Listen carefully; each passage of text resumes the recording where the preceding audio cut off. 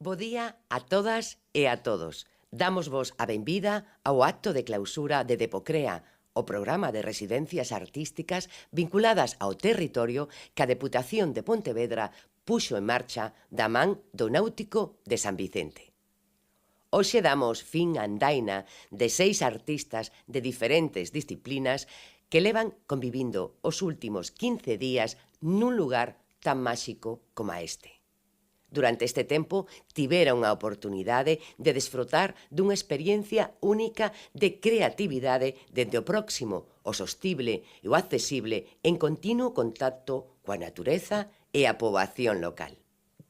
Nuns intres imos coñecer os proxectos que desenvolveron na súa estadía e farémolo acompañadas e acompañados pola voz de 3 artistas que participaron na segunda edición de Descúbreas, o programa de empoderamento feminino no eido musical da Deputación de Pontevedra e Regala Música. Temos con nós a Anne Suán, Sara Casas e Caro. Anne Suán, artista máis nova da segunda edición de Descúbreas, convídanos a escoitala e a deixarnos levar pola súa música empoderada e a súa forza no escenario.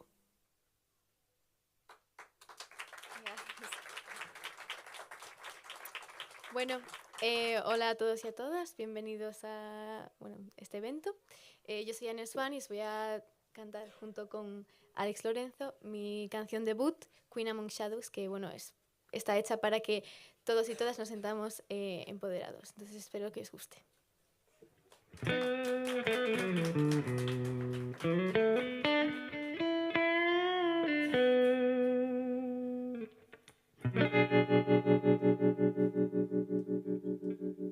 You appeared there, I saw you get out of the bar. Blue jeans, you looked with devil eyes. Petty for pretty, innocent for dumb, useful but just for one night. Your ego's so high, but I don't know why. Let me get it down for you. You didn't know you were facing the queen among the shadows. Your mistake was when you thought you were the master of the game. Babe, how to explain that you were the puppet? Woohoo!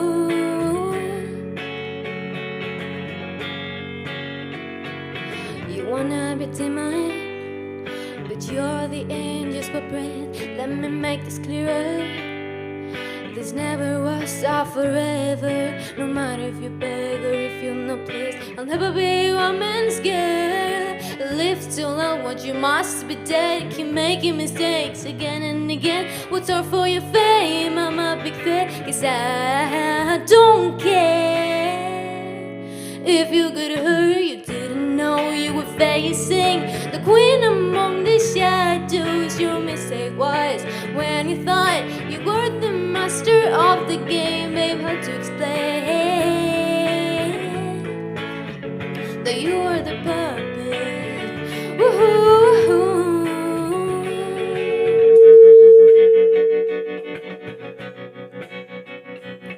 My name is on your lips every day, and you can't explain why. My voice is a fake that is coming in your veins. Your blood is getting used to that. You thought you could handle me, oh baby please, poor little thing. So naive, now you fell for a girl. How you going to tell your friends? Ooh, ooh, ooh, ooh. You didn't know you were facing the queen, the queen, the queen, the queen among the shadows. Woohoo! You didn't know you were facing the queen among the shadows. Your mistake was when you thought you were the master of the game. Babe, how to explain that you were the puppet, you were the puppet, the fucking puppet. You are the puppet, the fucking puppet. You are the puppet, the fucking puppet. You are the puppet.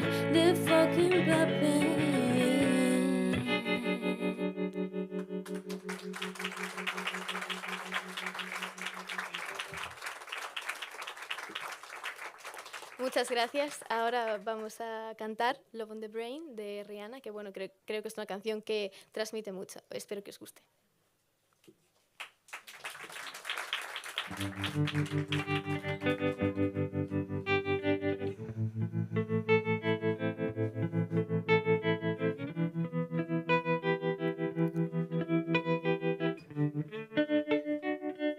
And you got me like, oh, what you want from me? And I tried to buy you pretty hard, but the price too high. Baby, you got me like, oh, huh. You love when I fall apart, so you can pair me together and throw me against the wall. Baby, you got me like, hey, woo, hey, don't you stop loving me, don't quit loving me, just start loving me. And baby, I'm fist fine with fire, just to get close to you. Can we burn something new? And I ran for miles just to get a taste. Must be love on the brain that's got me feeling this way. It beats me black and blue, but it fucks me so good, and I can't get enough. Must be love on the brain, and it keeps cursing my name. No matter what I do, I'm no good without you, and I can't get enough. Must be love on the brain. Baby, keep loving me, just love me, just love me. All you need to do is love me. It got me like, oh. I'm tired of being played like a violin. What you gotta do to get in your motherfucking heart, baby, like, hey, woo, hey, don't you stop loving me, don't quit loving me, just start loving me. And baby, I'm fist fine with fire, just to get close to you. Can we burn something new? And I ran for miles just to get a taste. Must be love on the brain that's got me feeling this way. It beats me black and blue, but it fucks me so good, and I can't get enough. Must be love on the brain, and it keeps cursing my name. No matter what I do, I'm no good without you, and I can't get enough. Must be love on the brain.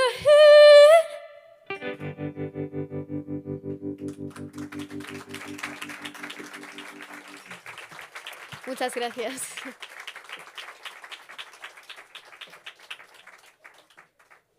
Como non podía ser doutro xeito, tamén están presentes as e os artistas que participaron no programa, en Depocrea. Son Carla Andrade, Pablo Barreiro, Olmo Blanco, Macarena Montesinos, Yolanda Ríos e Diego Vites. Os seus proxectos teñen un marcado carácter multidisciplinar que vai dende a fotografía á instalación, pasando pola composición musical, o cinema ou a pintura. Escoitámolas e escoitámolos.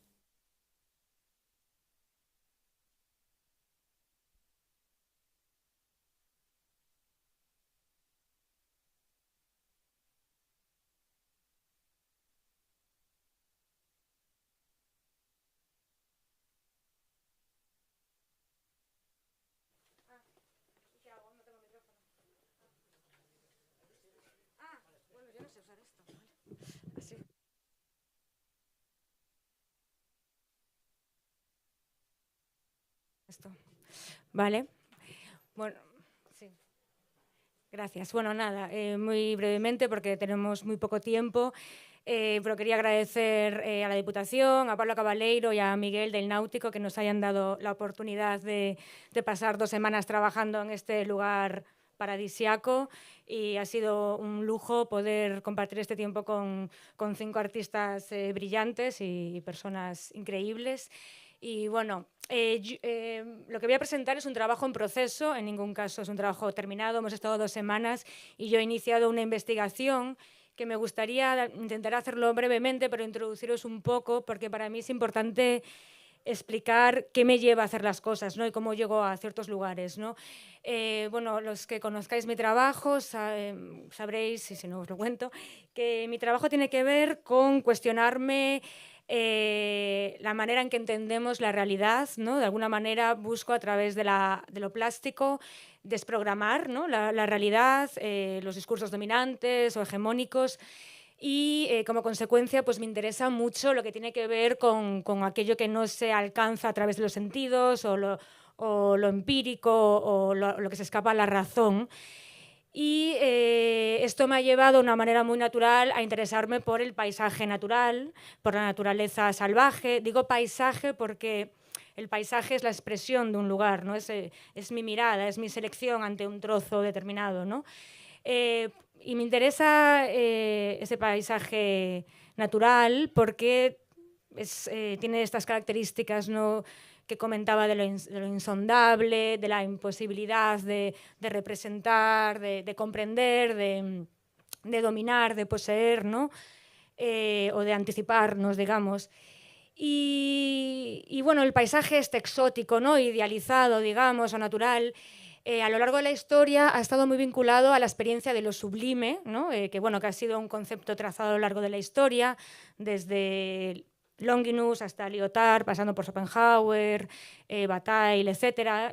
Y los románticos, por supuesto, ¿no?, con Kant y Burke a la cabeza.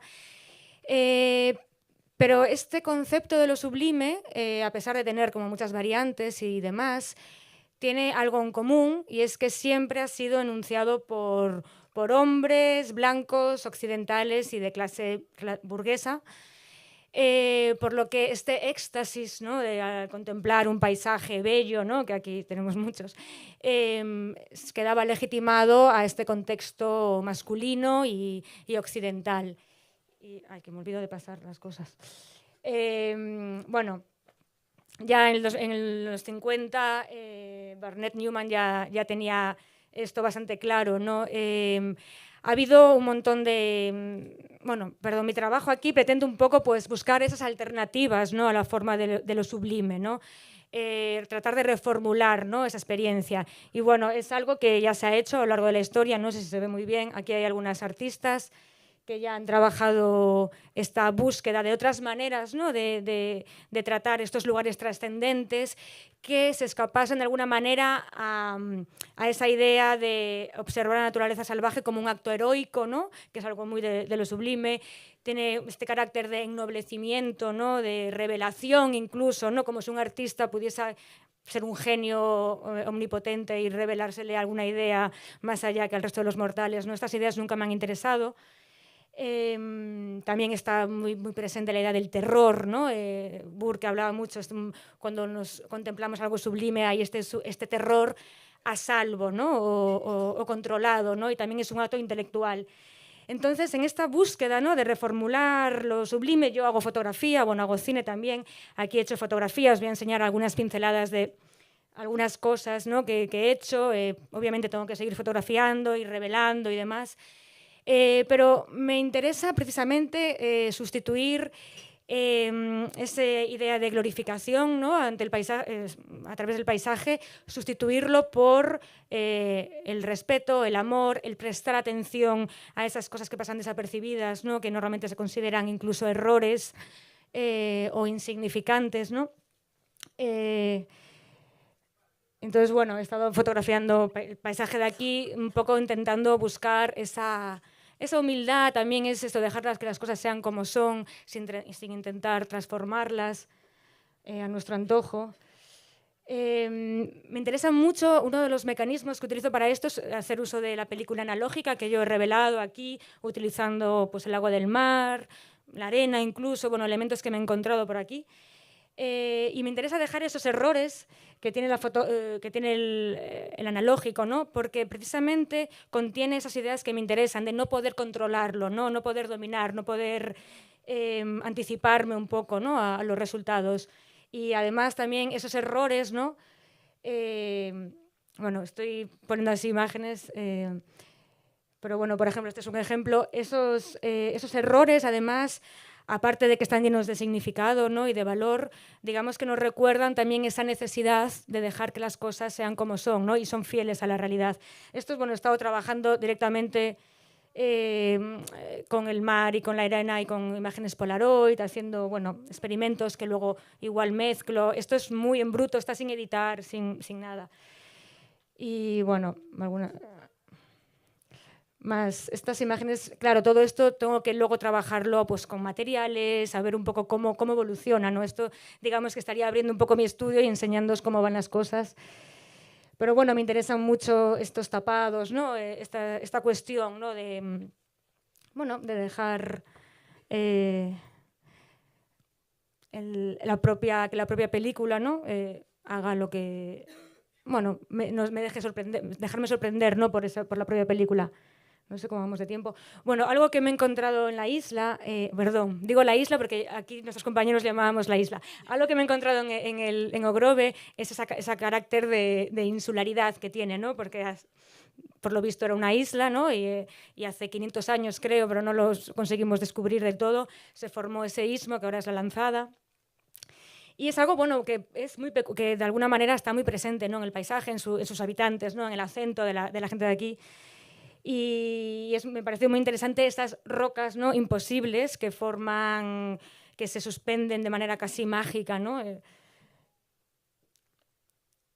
Y bueno, luego no se ve muy bien, no sé si lo veis muy bien, pero bueno, incluir elementos como las sombras o digamos que se trata también de situarme en esta búsqueda de esta alternativa a lo sublime, se trata también de situarme en un lugar en el que ni me apropio de lo que, ni me familiarizo con lo que fotografío, ni tampoco actúo desde la distancia o el desapego, ¿no? Sino que estar ahí en un lugar, entre los dos lugares. El uso del analógico me hace también, el revelar me hace el introducirme en el trabajo, ¿no? De alguna manera, y también es un mecanismo. Bueno, paisajes... bonitos, claro, aquí nos encontramos en un lugar que era precioso, ¿no? Y a veces es complicado, ¿no? Porque el paisaje es más para más experimentarlo, ¿no? que expresarlo, y era complicado como estos paisajes tan bonitos de contemplación burguesa, ¿no? como llamábamos en la casa, como hacer algo, ¿no? que no fuera eso, ¿no? la contemplación burguesa. Y este lugar tiene una característica también, que es pues un lugar de veraneo, ahora era un pueblo fantasma casi. Entonces también, digamos que me interesa mucho esa representación del paisaje a través de lo turístico, ¿no? esos paisajes suplantados, lo que Joan Fontcuberta llamaría el cuarto paisaje, que son esos paisajes iconizados, ¿no? que, pues los de los parques temáticos, los entornos virtuales o las postales turísticas. Y claro, cuando buscas imágenes del Grove siempre encuentras esas postales turísticas con esos colores brillantes, ¿no? De hecho, todas las fotos que hice en color las llevé a un laboratorio, me ha pasado más veces ya, y me las han devuelto todas con esos filtros que le ponen automáticamente, que están todas como disparados los colores para que parezca que hace un tiempo maravilloso y que es súper bonito, ¿no? Pero es un paisaje suplantado, ¿no? Y me interesa también, digamos que a través de la imagen es interesante también para reflexionar sobre ese turismo, ¿no? masificado, ¿no? y cómo diversificarlo tanto en el tiempo, en el espacio, que es un problema que tenemos en Galicia, en la costa y demás, ¿no? Y bueno, yo creo que ya el tiempo, y ya os enseño las últimas imágenes. Nada, queda muchísimo trabajo. Esto es, ya os digo, unas pinceladas de la investigación que estoy llevando a cabo. Y nada, espero poder mostrar el resultado final en una exposición con todos mis compañeros en los próximos meses, pronto. Y nada, y allí se mostrará todo. Y nada más. Muchas gracias.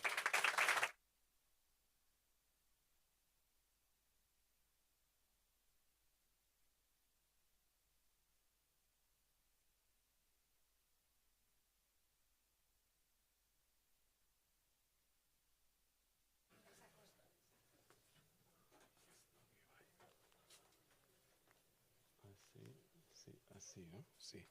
Hola, bo día.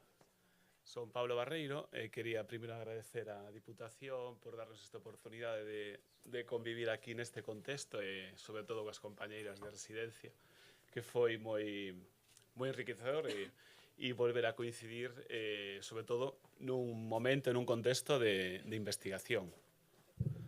Sí. Vale. É que me escoito a mí mismo é raro.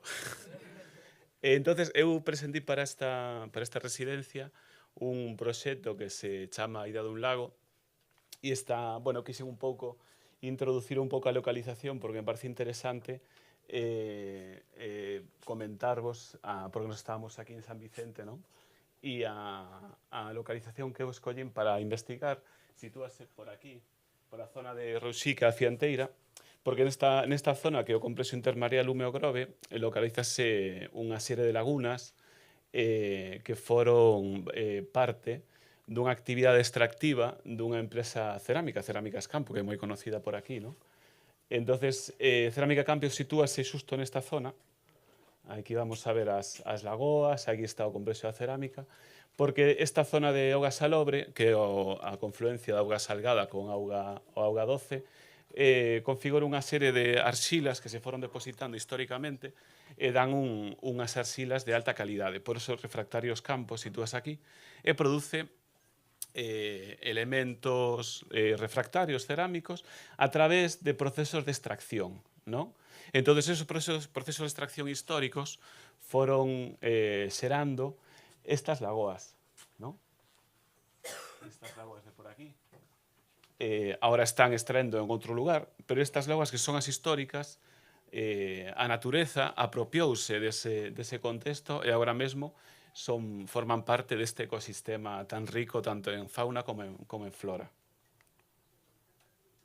Entonces, o proxecto, esta zona da Arnosa, que está Arnosa, Fianteira e Rouxique, que son as zonas en cuestión.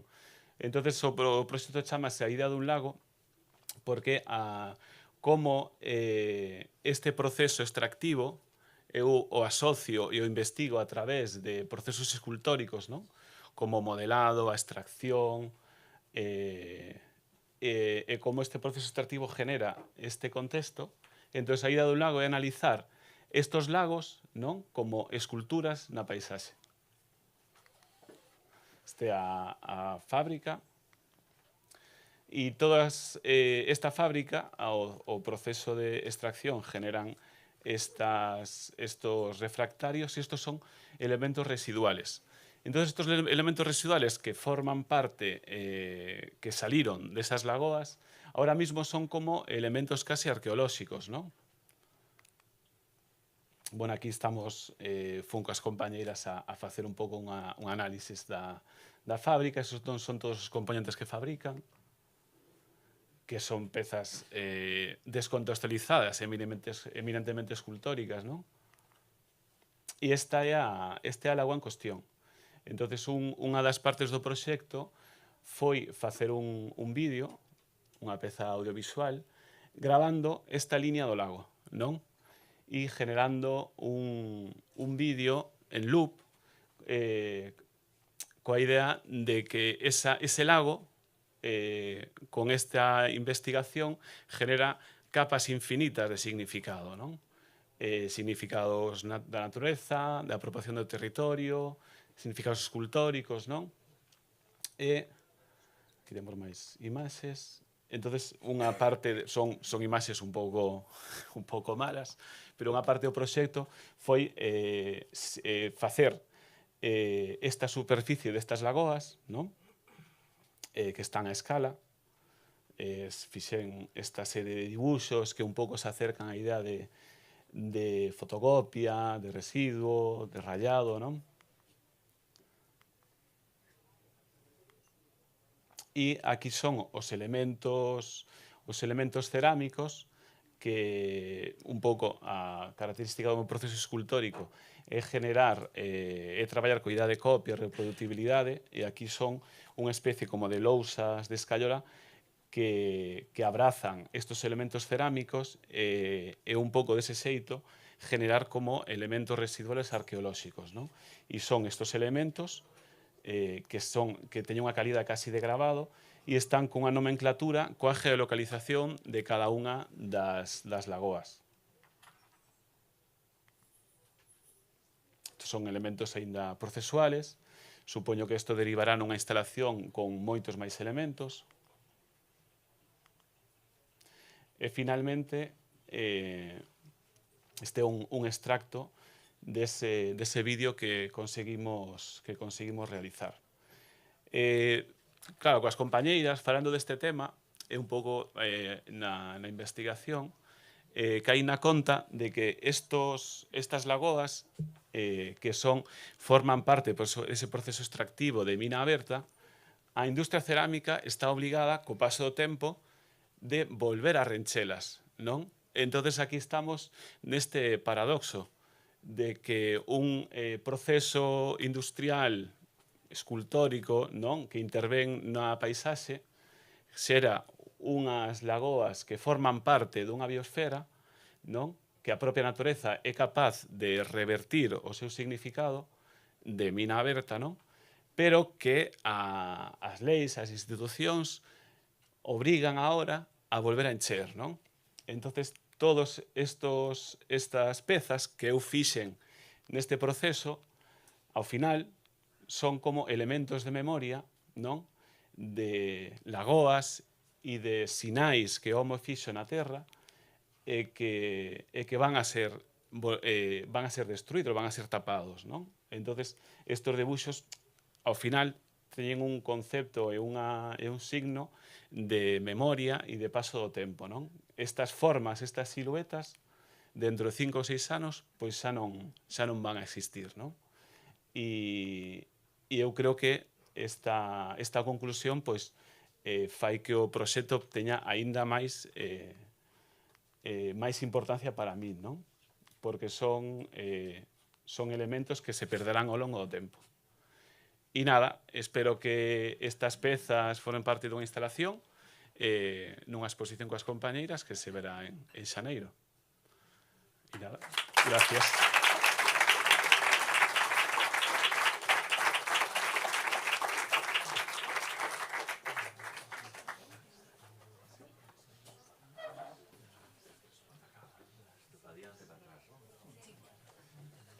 Bueno, hola, eu son Olmo Blanco. E nada, o primeiro que quería era tamén agradecer á Diputación por esta maravilla, por esta experiencia, que, bueno, que é unha maravilla estar aquí, ademais, cas compañeiras que nos tocou, bueno, foi unha experiencia moi grata. Entón, eu empecé a traballar tamén co tema da paisaxe, vexo que me sorprendeu moito que moitos artistas aquí tiraran da paisaxe como motivo ou como sujeto de análisis, digamos. Porque sí, é certo que se nos vemos a paisaxe, realmente se lle preguntamos cousas sempre nos vai a dar respostas. Simplemente hai que preguntar esas cousas, non? O sea, coñecendo a paisaxe podemos coñecer perfectamente a nosa sociedade.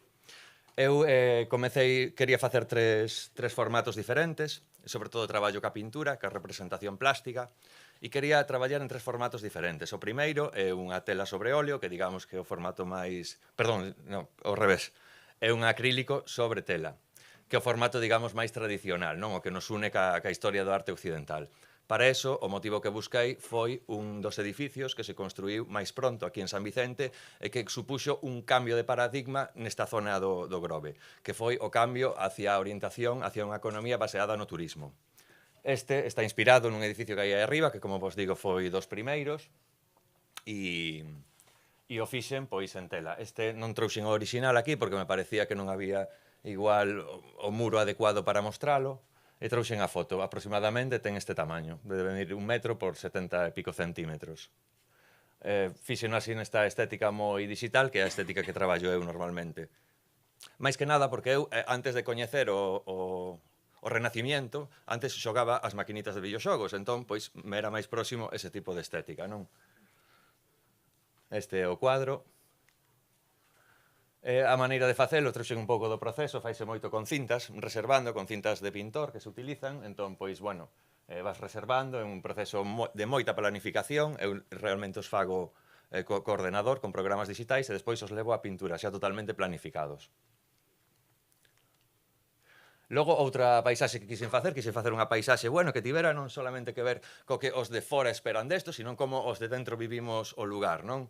E entón me pareceu que representar o mundo do traballo, porque claro, aquí a xente ven, o pasa moi ben, pero hai xente que está traballando para que esa xente o pase ben tamén e para que podan ir ás mariscadas, non? Entón quixen representar pois esta vista, así con esa estética tamén moi un pouco de videoxogo, no que se representa un pouco pois o Serrido, esta zona do Serrido de Cambados, e ao fondo se verían a Toxa, co Gran Hotel e o Grove de fondo, non? É un pouco abstracto, pero basicamente eso. Estas son postais e están pola barra colocadas para que vos levedes, se queda algunha, pois para que vos levedes de recordo tamén, vale? Así podades tamén, se queredes, envialas.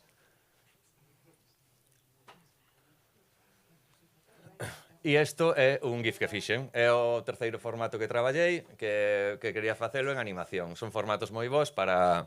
bueno, pues para mover, co móvil, etc. E tamén están aí, pegadas nas portas, vendes algúns folios que hai un código QR. Con ese código QR, se pasades o móvil, podedes obter o link para compartir ou a descarga directamente, podedes vos descargar a esta animación. Pois decidín facelo, aquí saíme un pouco da paisaxe, decidín facelo pois sobre o mundo laboral, non? Algo que tamén está moi presente aquí, a xente que vivimos aquí sabemos perfectamente, todos temos algún familiar ou algún coñecido que traballe neste tipo de industria, quixen representalo porque me parece que é un pilar moi importante nesta zona. Como vos digo, podedes descargalo e obtelo para vos. E nada máis, o que fixen foron estas 3 pezas e aquí as podedes ver. Moitas gracias, de nada.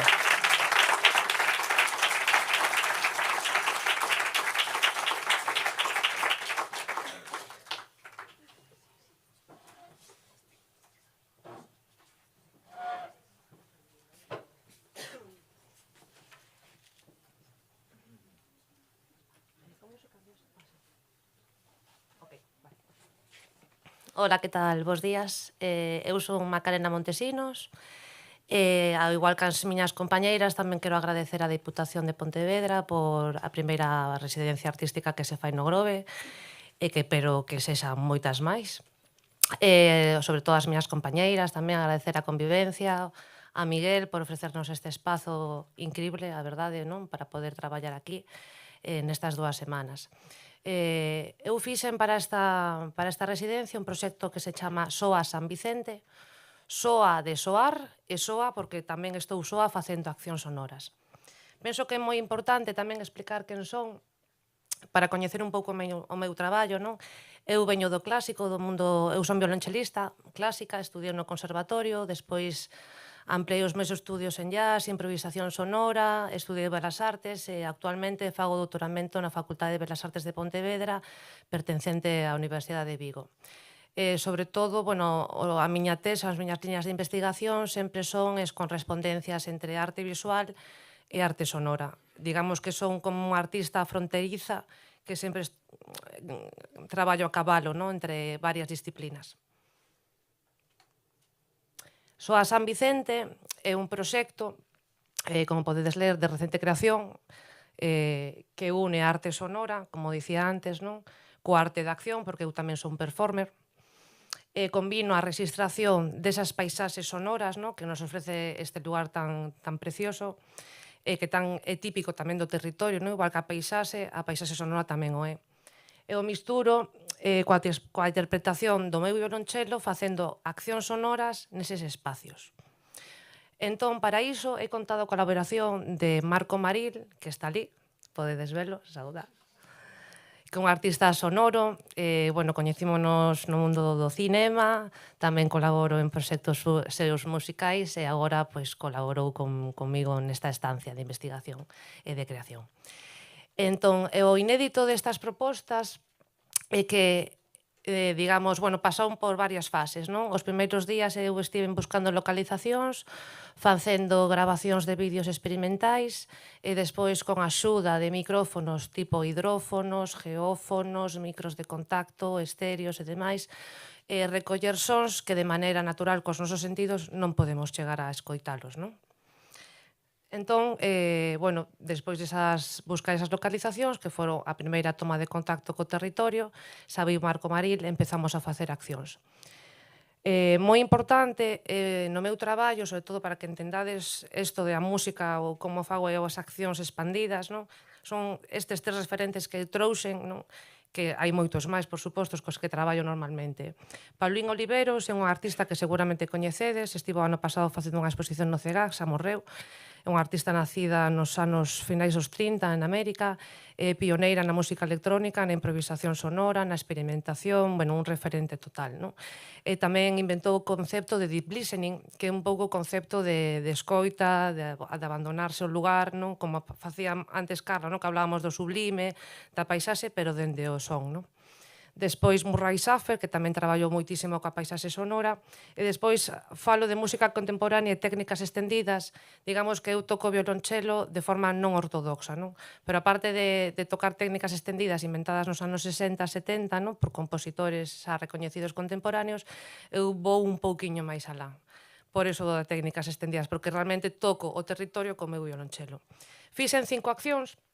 A primeira acción que fixen foi colocar un violonchelo, que xa é de traballo para iso con este, non toco clásico con este normalmente, teño varios. Entón este coloquei nunhas ervas hartas que hai na praia Abelleira, entón con micros de contacto, eu facendo, teño un vídeo, eso podedes verlo despois na miña páxina web, compartirei todo o material, non? Porque agora non temos tempo. Entón, digamos que a propio azar do vento tocan esas cordas do violonchelo, eu vou cambiando a afinación e, sacamos sons moi interesantes de forma analóxica que recollemos no espazo, en directo. A segunda acción sería nas pasarelas de madera, arrastres de violonchelo, hai moitísimo material, tanto de sonoro como de vídeo grabado. Utilizamos tamén un bosque que hai ao lado da Lagoa Bodeira, que é tipo manglar, porque inúndase, hai ramas, limo, os sons, increíbles, aparte dados conta, non, que eu resistro o violonchelo, pero tamén se escoitan os paxaros, as ramas, o vento e demais. A cuarta acción sería na praia Abelleira. Aquí tamén gravamos o mar, pusemos uns hidrófonos dentro da area, de forma que eu estou cuns cascos escoitando toda esa paisaxe sonora e a vez improviso con o meu violonchelo, non? Estivemos esperando a que subise a marea, entón, hai sonidos moi interesantes. Esta sería a última acción, a quinta, que fixe na Lago Bodeira, xusto ao lado do bosque do outro día. Aquí puseme un traxe de vadeador, e metín directamente o violonchelo na auga como se fora un barco. Imos ver despois un vídeo para que vexades, porque como non temos tempo, vexades un pouquiño do meu traballo. E todo isto espero que podamos amosalo e transferilo nunha exposición futura. E despois, de todas formas, se alguén ten algunha dúbida, como non temos tempo de turno de palabra, por favor, falade comigo. Vale, así que moitas gracias por todo. Esta é a miña páxina web, por se queredes. Espero a próxima semana ter xa ordenado partes do material e mini vídeos para que vexades o que fun facendo. Espero que este proxecto de investigación creza e este solamente sea o principio. Un forte aplauso para Marco Maril, por favor, que estivo comigo. E agora os deixo co vídeo que Elías vai poñer para que vexades un pouco o traballo. Aquí está o son estéreo, o son de dentro da auga con micrófonos, hidrófonos e demais.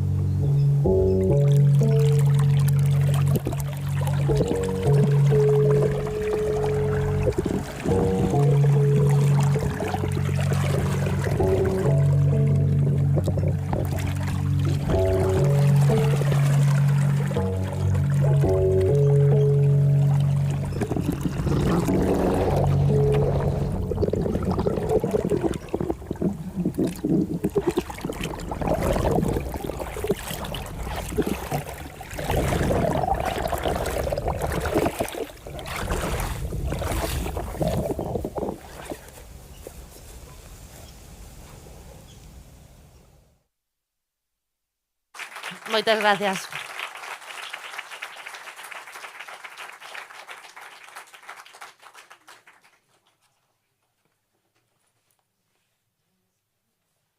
Bueno, ¿se me escucha bien? Vale, me lo va a bajar un poquito.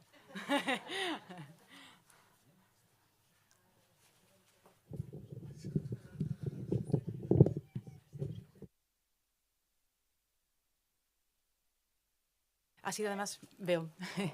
Bueno, pues nada, buenos días a todos y muchas gracias por estar aquí con nosotros un ratito hoy en esta presentación de estos proyectos de las residencias artísticas. Y antes de nada, sobre todo, agradecer, como el resto de mis compañeros, a la Diputación de Pontevedra, a Paula Cabaleiro, que siempre ha estado muy atenta, a Miguel y bueno, a todas las personas implicadas al final en este proyecto. Y también, bueno, pues decir que estoy encantada con haber sido seleccionada en esta residencia y compartir este espacio y este lugar con estos 5 compañeros. Y bueno, decir que la experiencia ha sido muy bonita, la experiencia de estar aquí, en esta casa estupenda en la que estuvimos, que es justo esta casa, la última casa que podéis encontrar aquí, por si no lo sabíais. Y bueno, pues voy a comenzar a hablar un poquito sobre el proyecto que yo he desarrollado. Bien, se titula La memoria intersticial y lo primero en lo que pensé para comenzar el proyecto, bueno, es más, ya comenzó antes de estar aquí, ¿no? Porque tuvimos que presentar un proyecto.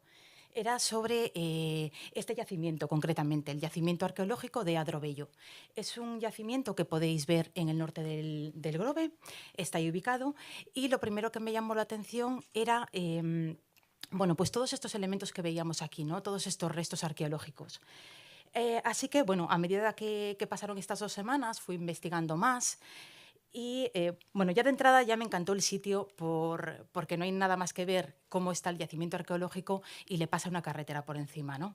En algún momento de la historia se olvidó completamente que ahí había un yacimiento, que ahí había algo, y bueno, tenemos una carretera, una casa, etc.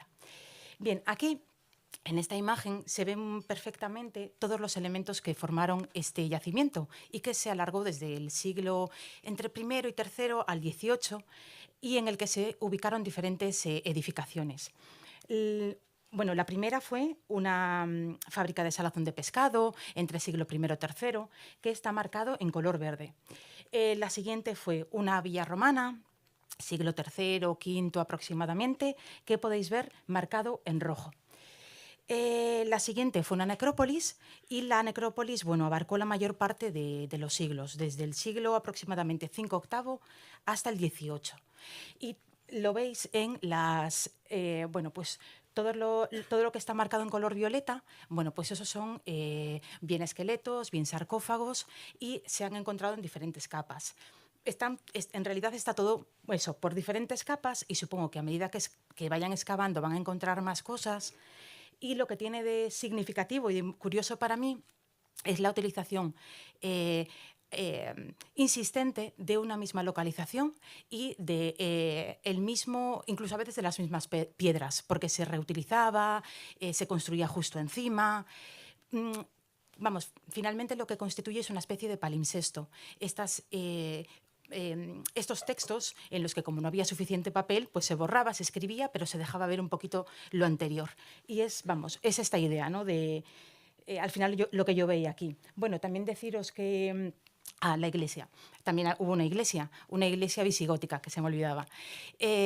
Bueno, pues la iglesia visigótica, aproximadamente siglo VII hasta el XII, pero finalmente se trasladó a la ubicación en la que se encuentra hoy en día.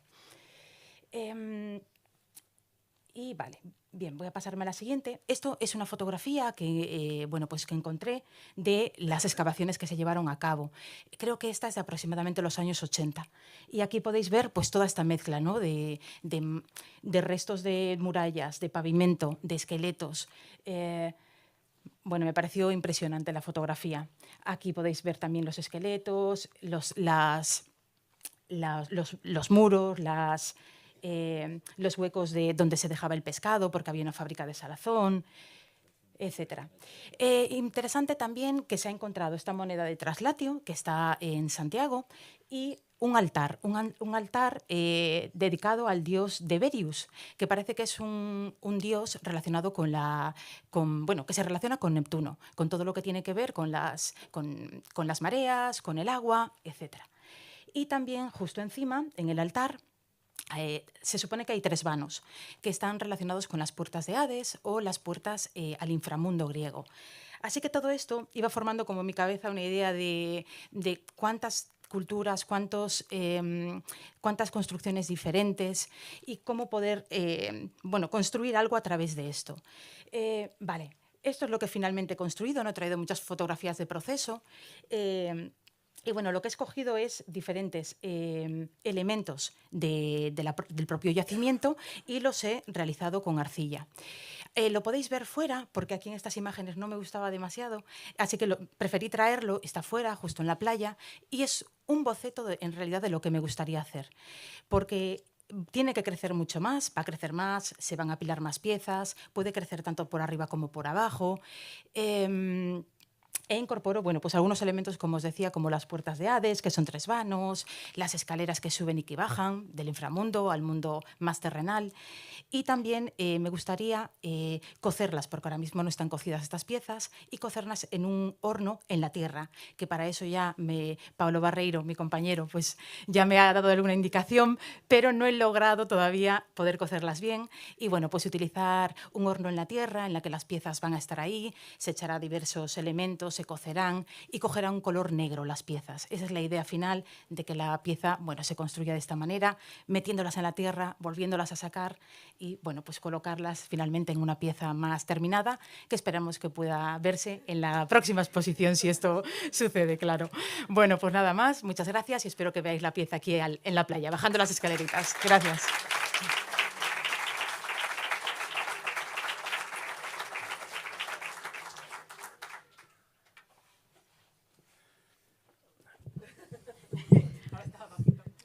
Así vale, ben. A ver que ti manejar isto. Bueno, meu nome é Diego Vites, eu son do Grove, entón de alguma maneira neste caso xogaba en casa e, coñecer un pouco o territorio, pois tive un pouco máis de ventaxa mellor que o resto dos compañeiros, non? Que xa viña con unhas ideas previas. Presento un proxecto que ten que ver cos secaderos de polvos, posto que aquí no Grove foi un dos últimos que estuvo activo probablemente de toda Galicia, que ahora veremos máis adiante. Pero empezo con esta imaxe, este é un cuadro de Seoane, que si non das únicas, hai 2 cuadros de Seoane, este e o seguinte, que son probablemente as únicas representacións de secaderos de polvos en pintura de Galicia, polo menos. E, estes inconscientemente, ahora repasando, estos tiña un libro na casa e desde pequeno que o teño aí bastante metido, non? Entón, igual eso vai co tempo florecendo. Outro tema de Seoane, este cartel do estatuto, que é o pulpo contra o home, que ao final é algo que se vai a repetir bastantes veces, así esa luita entre o pulpo e o humano de diferentes maneiras. Pero, vamos xa ao tema dos secaderos. Esta é unha foto que podedes ver no Museo de Salazón de aquí do Grove, que é de Casa Pepe, que foi un restaurante, un dos últimos secadores do Grove. En este caso, secaban o pulpo en este sistema de tendal con alambre de espino. Xa veremos que en outros sitios pois cambia o sistema, cada sitio se adapta un pouco, non? E, hai unha cuestión xa dende... xusto estas dúas mas envían onte, porque tamén un pouco falando do tema das residencias, claro, estos son 15 días, non? Ti estás aquí 15 días, dache para investigar, hai unha parte neste proceso de etnografía bastante amateur, porque quedaste co que che interesa, pero despois a xente se vai enterando, vas avisando e tal. Esta chegoume onte a 1 da mañá, por parte de Beto, unha compañera, unha amiga, que a súa familia, resulta que a abuela, tiña outro dos secaderos de pulpos que había no Grove, non? Había 3 polo visto, non? Este mismo do Almacén do Avó, que son as que existen, e outro da problemática que non existe prácticamente casi fotografías ou tema gráfico, igual que hai moita información da Salazón, das conserveras. os secaderos de pulpo quedaron un pouco no olvido, no? Tendo en conta que a nivel simbólico para este país o pulpo é o plato estrella e que a única maneira de que se consumira fora seco, no? Que de aí marchaba para Carballiño, para Castilla, para diferentes sitios, chegándose, eles se exportaban incluso a Argentina, a México e de todo, no? Que hai toda unha historia que quedou un pouco, chegou o frigorífico e acabou con todo este proceso, no? Bueno, máis cosas que me foron aparecendo durante esta residencia, esta tamén apareceu onte a 1 da mañá e a incluín así de maneira rápida, onde, bueno, aquí vemos os anuncios dos pulpo fresco e curado, no? O pulpo ten un proceso que se podía vender fresco, semicura, que era como 24 horas, o tempo tiña que ser o adecuado, ou curado enteiro, que xa eran como podían ser ata 8 días de curado, no? Que fago nesta primeira tal? Pois falo coa familia de Casa Pepe, con Lis. Neste caso, teño unha entrevista con el e a sorpresa é que la parte de coñecer por Casa Pepe, se o abuelo era, digamos, que en Bueu, que era un dos máximos exportadores de pulpo seco, xa pon por aí, non? Pois Baldomero Lis Corral, 80 anos, vivencias en Bueu entre os anos 48 e 50, non? Que vai para casa de seu abuelo e aí me explica todo ese proceso de como era antes, de como exportaban eso internacionalmente, non? Que era unha industria bastante potente. Dame tamén un par de datos de familias que había aquí de máis. Nos conecta é que é un pouco a residencia, eu son moi caótico a hora da residencia de vas abrindo vías, vas te quedando co que te interesa, pero cada vía que abres podería dar para un traballo infinito, non? Un pouco. Si te pos dentro gráfico xa che dá para, pois, solo falando de ONS, da relación co franquismo, do que comprou a isla, de como vendía os colonos, bueno, eso xa despois, se a alguén lle interesa, pois, pregúntame que vamos de tempo xustos. Bueno, aquí vemos a Lis, que, bueno, son unhas das fotos analógicas que vou facendo no proceso tamén. Entón, cal é a diferencia aquí? Que como non hai un secadero de pulpos, eu non podo ir a alguén que seque o pulpo e me diga como faz, saco unhas fotos, vexo o proceso, vexo o material. Neste caso, pois, isto é en Alicante, que sí que siguen secando. Bueno, algunhas fotos extraídas así tal. Que pasa? Digo, bueno, pois terei que secar o pulpo para ver como é o proceso e ver que podo sacar de todo eso. Que pasa? Que o tempo, o principio da residencia, malísimo, sin aire, húmedo, fatal para secar. Pero, bueno, vas generando unhas formas de facer, non?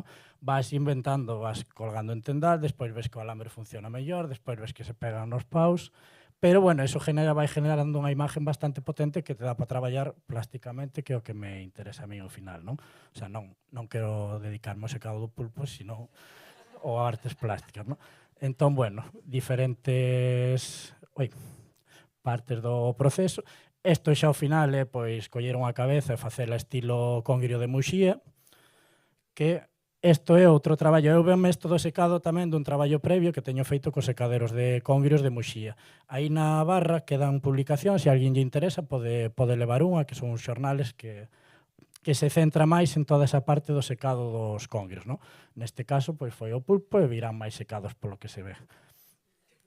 Representacións, claro, en Galicia ao final genera toda unha arquitectura, unha imagen e un tal que desapareceu, ¿no? Pero que a mí plásticamente interésame bastante, pois como secaban a raya, como secaban outro tipo de peixes, esas estruturas de madeira, as propias cabrias que se utilizan para secar as redes, ¿no? Que é un pouco tamén toda esa arquitectura que xa se perdeu. Vemos aquí pois, varios exemplos. Estes foron todas extraídas do arquivo de Pontevedra, que podedes buscar online e facendo diferentes búsquedas, pois hai material moi interesante por aí do Museo Provincial. E, claro, atopamos esta estrutura, por exemplo, que está aquí no Museo de Salazón, que é para secar as redes, non? Esa é a mesma que utilizaban os pulpeiros para secar os pulpos. Esta é sacada dunha publicación que me facilitaron ali no museo, Tebo, o que o traballador actual ali, e esta é a porta de un pulpeiro en Arcos, na zona de Carballiño, que usaban estas arquitecturas, ¿no? Que, bueno, son as mesmas que se usaban as redes en outros lugares e demais. Son arquitecturas populares que se van, de alguma maneira, renovando, utilizando de maneiras diferentes, ¿no? En este caso, pois claro, xa mellora o tempo, bueno, se en vez de doblado como tiña se van nos cuadros, pois se proban a estirar máis, vai generando unha imagen bastante fantasmagórica, bastante potente, a verdad, como elemento que pois isto pode trasladarse a esculturas, foto ou no que sea, ¿no? Aquí aproveitase a estrutura máis da arquitectura do congrio, en este caso a cabria cuadrada, así, que se sustenta sola, E, bueno, en todo este proceso, claro, vas atopando material, pois Los trabajadores del mar, ¿no? Que hai un capítulo que fala da pesca do pulpo e tal, e outra vez esa imagen del hombre contra el pulpo aí a tope. E en todo este proceso, pois tamén falando con historiadores, en este caso, pois gracias a eso, Xaime Toxo, Arturo Sánchez Cidrás, que son historiadores de Bueu, e quedaron pendientes algúns polo camiño, pero bueno, unha publicación dos anos 30 da época da República, La dramática pesca del pulpo, onde, bueno, contan como un pulpo casi mata a un cura e demais, pero o interesante é esa imagen que queda, ¿no? Esta imagen dos anos 30 e a que veremos nos anos 60 e 70 sigue sendo a mesma, o sea, non cambiou moito, non? Ahora xa na actualidade sí. E o interesante desta publicación é que atopamos un secadero de pulpos en Bueu, na praia ali de Banda do Río, que é das poucas tamén que existen de como se cavan, ¿no? Que, a diferencia da de Casa Pepe, que era nos anos 50, mellor, bueno, esta nos anos 30 e xa teñen outro sistema eles de secado, ¿no? E foi a través desta foto que tiña inicialmente como atopo a revista falando cos historiadores e demais. Facilítame máis imágenes, ao final estos son vistas panorámicas así das playas, non hai gráfica directamente sobre os pulpos, pero si atopamos estruturas en outras imágenes, ¿no? Da época. Aquí, pois, bueno, fixen así algunha proba con esta estrutura máis básica de paus. Fotografías que existen dos secaderos de pulpos, José Suárez, un fotógrafo moi importante así na República, que ten outro traballo sobre os mariñeiros e demais, genera esta. Matilda Anderson, pois ten esta na Costa da Morte, xa outro sistema, pero ese mismo atopámolo na Illa de Arousa, que aquí están fotografiando o primeiro coche que aparece na Illa de Arousa, pero circunstancialmente pois aparece ese secado, ¿no? Que un pouco ese rebuscar aí neses materiales. Esta foto que parece tamén dos anos 20 e dos anos 60 é de un sueco, Stefan Morling, que acaba na Illa de Ons, e, bueno, é o que un pouco leva todo o tema de poñer en valor as embarcacións tradicionales, e a Adorna Polveira, pois era toda a importancia esta que falábamos de antes. Que pasa cando empezas a traballar con material neste meu proceso? Pois desde como o propio congelado dos pulpos genera rocas e esas rocas se poden integrar na paisaxe e demais, antes de lavalos para secalos e tal, bueno, todos os procesos te van levando outras cousas, non? Entón, xa propia tal, despois esta é máis de registro dende o móvil, que non me interesa tanto, interésame máis o mellor despois outros procesos analógicos que xa lle dan outro carácter á peza, non? Como pode ser, pois xa queda así outra cosa hasta que se diluye, máis abstracta, que se perde, que se confunde na pedra e demais. Pois o mismo, ao final é un xogo cos materiales e ir investigando pois desde o uso das peles, esta cuestión casi mutante que te permite. Isto ahora está nunha instalación que podedes ver se seguides a pasarela, está de gorro dunha escultura de madeira, non? Secándose, entón, bueno, aproveitar un pouco o tema. Xa a parte da residencia, o que fai estar nunha residencia 15 días con un tema, que chegas a xa ter un pouco sesión, entón xa empezas a ver miles de posibilidades en todos lados, non? Este é máis así coa coña, pero bueno. A nivel plástico, o propio secado do pulpo genera unha imagen todo o rato brutal, ¿no? As transparencias, as texturas que fai, que despois podes trasladar a un montón de elementos, ¿no? Isto que parece un escaneado, pois é unha fotografía así co móvil directamente a contraluz. Despois xa generas outras, bueno, máis imágenes así un pouco do proceso do secado, isto do que falábamos antes, que son como simulando eses reixos que quedan aí colgados. Esta que podedes ver ali agora antes de chegar a donde remata a pasarela. E, bueno, parte do proceso de secado e viríamos xa con estas fotografías analógicas, pois fixe unha película en 16, pero que por revelado ainda non está, que xa veremos na exposición, espero, se sale algo. E ao final, pois, é ir generando material a forza de traballo e como mellor esa instalación se pode plantear como arte ou non, todas esas dudas a mí interésame tamén. Isto é arte, isto é traballo, isto é residuo do que queda, ao final só vale a foto ou vale isto, ao final tes un pulpo morto aí seco, pódese considerar escultura, non? Bueno, pois todas esas preguntas son a que... E, bueno, un pouco imágenes así destas xa máis analógicas que falábamos. E penso que xa estaría. Sí.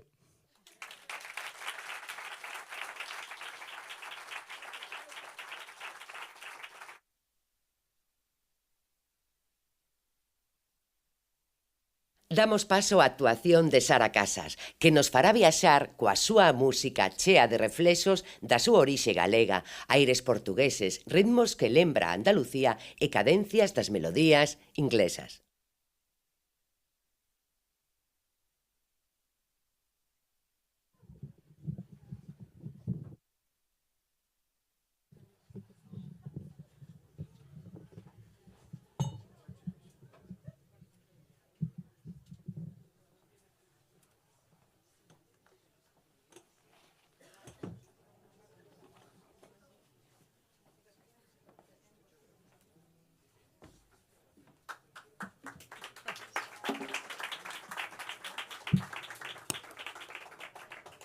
Gracias.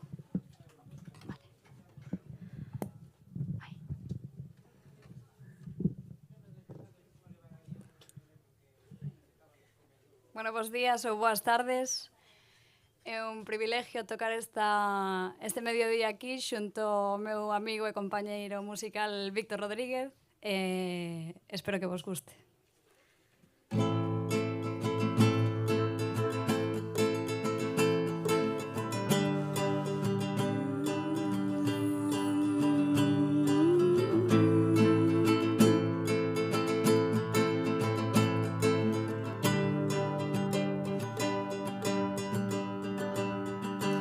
Je ne vais porter la route, fa trop, fa conegut, de méandre à coups de rein et tout ira bien. Les balles l'emporteront. La caresse et la mitraille, ce type-là qui nous tiraille les palais des autres jours d'hier. Demain, demain, demain, les balles l'emporteront et tout disparaîtra, la la la. Les balles l'emporteront.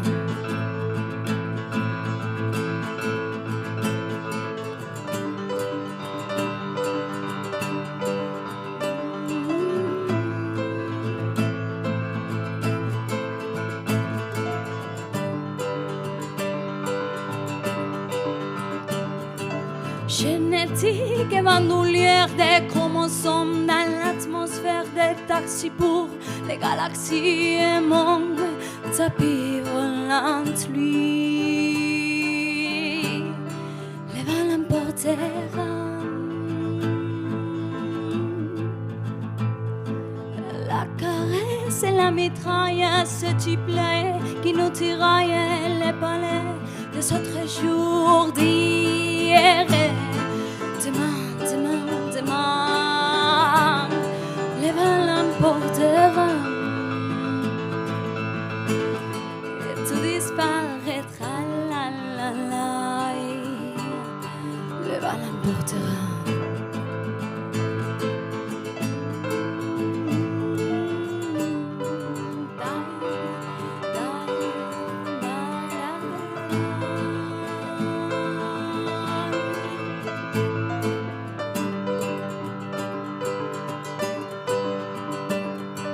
Ces parfums de nos années mortes, ce qui fait frapper à ta porte, infinite de destin, on est posé, qu'est-ce que nous retient?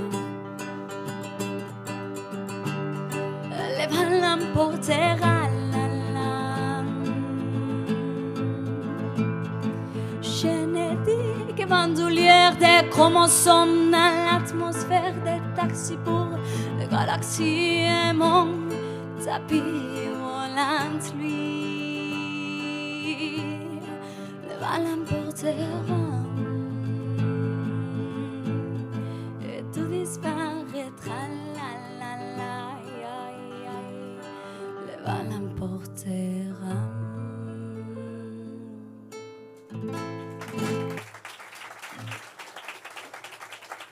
Moitas gracias. Seguimos cun tema propio.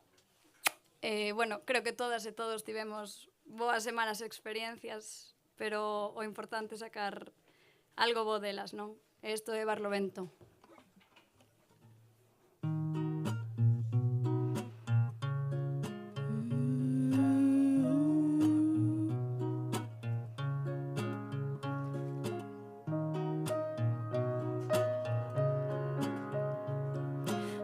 dejes de irradiar con tu deseo. Las cosas van, vienen, van, las lleva el viento y tiradas en aquel mar con barlovento. Cabezas pensantes caen, ya no hay remedio. Ay, ay.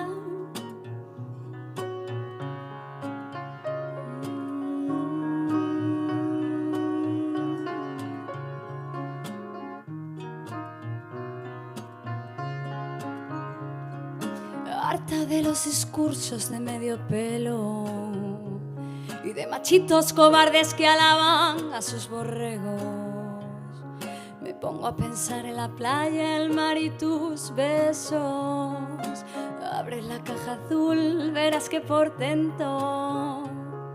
Y vuelve a sonar un son, y vuelve a sonar un son. Dime que no puedo despertarme aquí. He visto la cara oscura de mi porvenir. Recuerdos en la maleza, dejad de latir, extirpan la impureza que hay en mí. Ay, que hay en ti.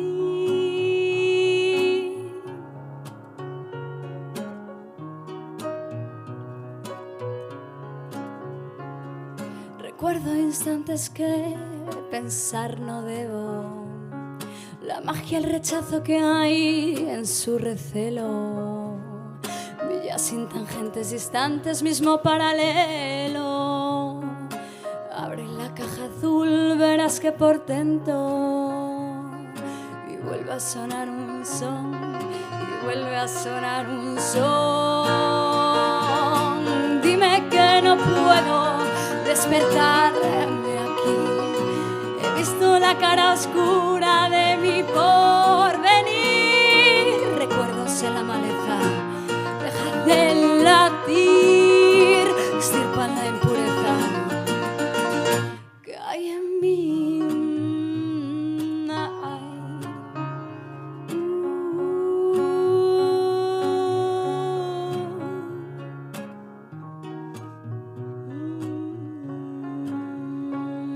No dejes de irradiar con tu deseo. Las cosas van, vienen, van, las lleva el viento.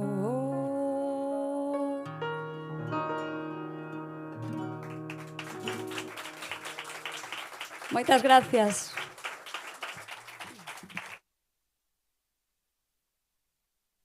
A continuación, a deputada de Cultura e Igualdade da Deputación de Pontevedra, Victoria Alonso, vainos dirixir unhas palabras.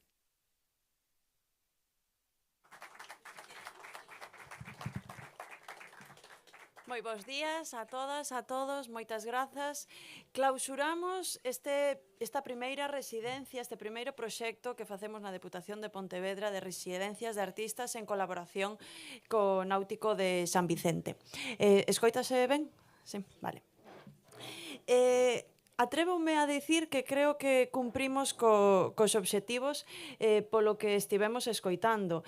Pretendíamos que puiderades disfrutar deste espacio e deixarvos levar nel para crear, para deixar levar os vosos proxectos, investigar, ver ata onde chegábades, deixar levar a imaginación, a ver que saía de aquí. Creo que cumprimos co obxectivo de que, bueno, saíron cousas moi interesantes. Tamén pretendíamos que fosen proxectos que puidesen ser traballados despois desta residencia, que esta residencia era pois esa primeira pedra para que vos puidesedes seguir creando. Pretendíamos tamén pois que viñesen para aquí artistas de diferentes disciplinas, aproveitar as sinerxias entre vós, que uns inspirasen a outros, que o traballo de uns tamén fixese reflexionar os demais.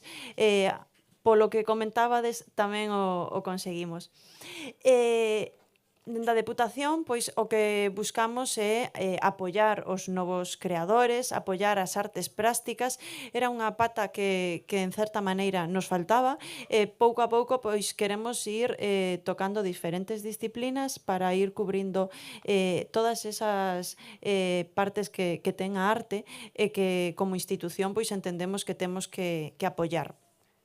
Queremoslle agradecer o traballo a todos os artistas que estiveron aquí. Vou a nomealos: Carla Andrade, Pablo Barreiro, Macarena Montesinos en colaboración con Marco Maril, Diego Vites, Yolanda Ríos, Olmo Blanco. Artistas de diferentes disciplinas, pero cunha importante traxectoria e que, pois, en vista dos proxectos que nos presentaron, pois estiveron 2 semanas traballando, 2 semanas dando rolda solta a ese proxecto que presentaron no seu día, e de agradecer pois toda esa dedicación durante esas 2 semanas. Tamén agradecerlle o xurado, porque nesta primeira convocatoria presentáronse máis de 30 persoas. Para eles pois foi un proceso complicado, complexo, porque todas as candidaturas traían proxectos moi interesantes. O xurado estivo composto por Antonio Santos, xefe de servicio como presidente, Paula Cabaleiro, directora de Cultura, Almudena Fernández Fariña, artista e profesora titular da Universidade de Vigo, Ramón Rozas Domínguez, licenciado en Arte, xornalista cultural e crítico, Sara Donoso Calvo, comisaria xestora cultural, Santiago Olmo García, comisario, crítico, xestor cultural e director do Centro Galego de Arte Contemporánea en Santiago de Compostela, e con Mari Carmen Baloira, xefa da sección de xestión cultural do Servicio de Cultura, como secretaria. Buscamos un xurado pois que tamén supese ver o que pretendíamos co noso proxecto. Creo que o conseguimos. Agradecerlle a Miguel do Náutico que nos permitise este espacio, que nos permitise estar aquí, porque, sen dúbida, pois queríamos un proxecto que desestacionalizase a tempada de verán, pero que tamén pois ver ata onde podíades chegar con unha zona tan turística como é o Grove. Agradecerlle á xente do Grove que nos acollese tan ben como fixeron, porque tamén o que pretendíamos con este proxecto é que a xente pudese pasar por aquí, vivir o que era un proceso creativo e vivir con vos esa creación. Agradecerlle ás rapazas de Descubrias que puxeron o toque musical hoxe. Descubrias é un proxecto que temos na Deputación que pretende pois impulsar a carreira do talento feminino. Vamos pola segunda edición. As rapazas que estiveron hoxe aquí son desta segunda edición. Agradecemoslle que se achegasen ata aquí e que nos fixesen disfrutar da música, que tamén é unha forma de arte. E unha última pincelada, que xa é unha cousa que vos avanzou a presidenta, que confirmamos hoxe que vai haber unha exposición cos vosos traballos para darlle continuidade aos vosos proxectos, que continuaremos cas residencias de artistas, que pois da manda a Deputación a arte ten unha aliada e que seguiremos traballando neste sentido. Moitas gracias e disfrutar moito do Grove e disfrutar moito destes procesos creativos. Gracias. E a encargada de pechar este acto será Caro, que nos vai a deleitar coa súa cálida voz e versatilidade compositiva.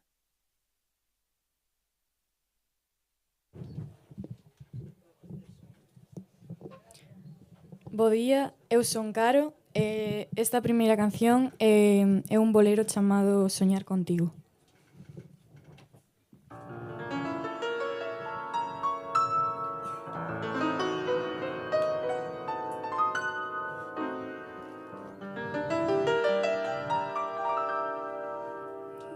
Déjame esta noche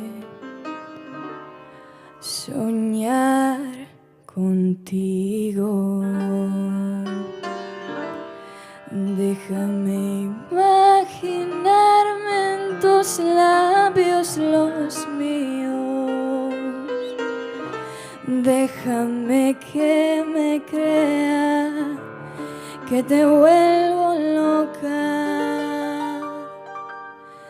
Déjame que yo sea quien te quite la ropa.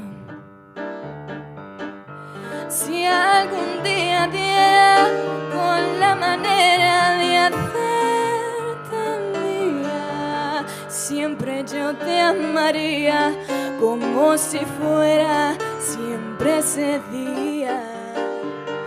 Qué bonito sería jugarse la vida, probar tu veneno y qué bonito sería arrojar al suelo la copa vacía. Déjame presumir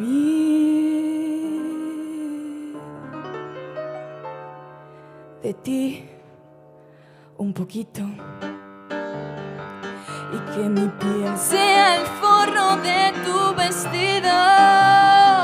Déjame que te coma solo con los ojos y con lo que me provoca yo me conformo. Si algún día diera con la manera de hacerte mía, siempre yo te amaría como si fuera siempre ese día. Qué bonito sería jugarse la vida, probar tu veneno. Qué bonito sería arrojar al suelo la copa vacía. Déjame esta noche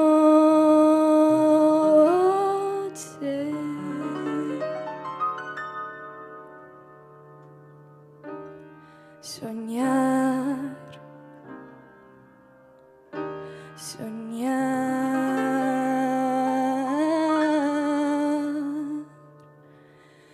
contigo.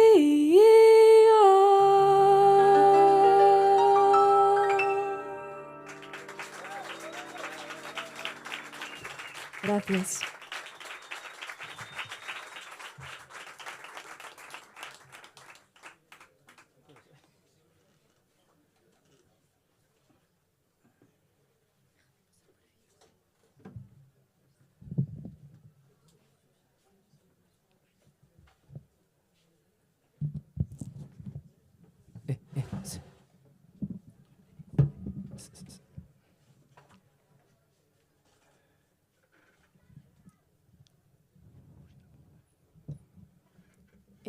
Agora vou tocar e cantar unha das miñas cancións chamada Despiértate.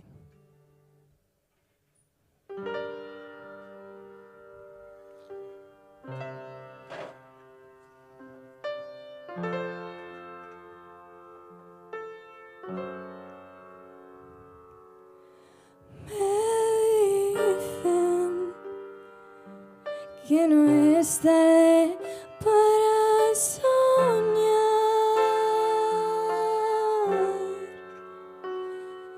pero mientras lo hago me siento fatal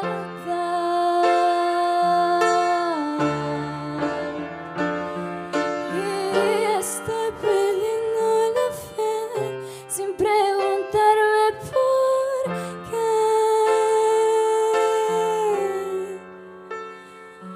Son muchas opciones, no sé cuál escoger.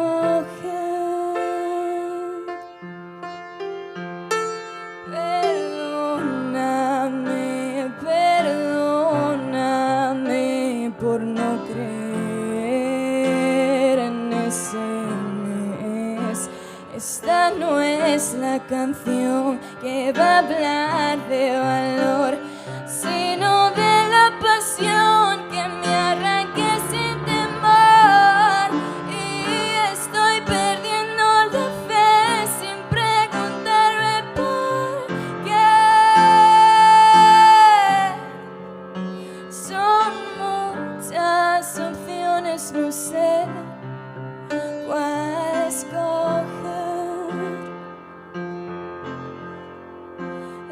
Despierta.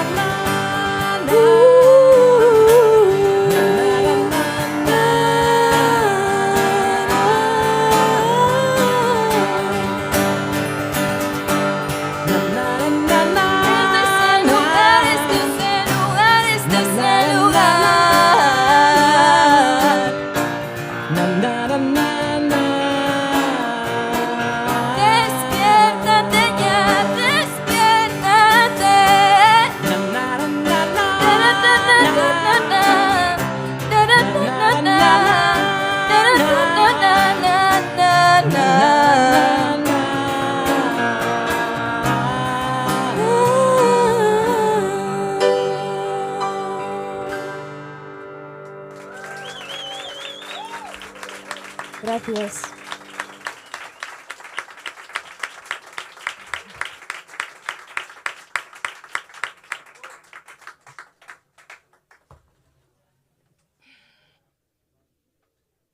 Despedimos así coa música esta primeira edición de Depocrea e agora convidámosvos a todas e a todos a degustar un aperitivo e brindar pola arte e o talento de todas e todos estes artistas.